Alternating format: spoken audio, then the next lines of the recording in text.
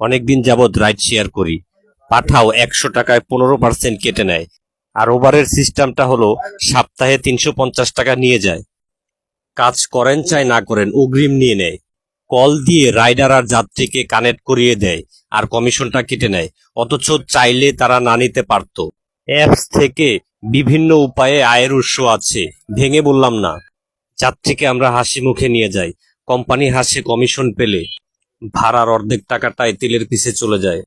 আর গাড়ির মধ্যে যদি খরচ থাকে তাহলে তো কোনো কথাই নেই। রাইডারদের হাতে থাকে এখন দীর্ঘশ্বাস। টাকা ইনকাম করতে হলে ঢাকা শহরের এই প্রান্ত থেকে ও প্রান্ততে ছুটে যেতে হয়।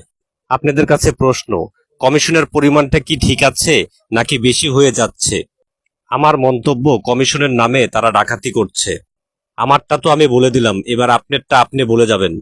আর একটা কথা বলতে তো ভুলে গিয়েছিলাম, তাদেরকে একদিক থেকে আমি স্বাগত জানাই। পাঠাও আর ওভারের মাধ্যমে অনেকেরই কর্মসংস্থানের ব্যবস্থা হয়েছে।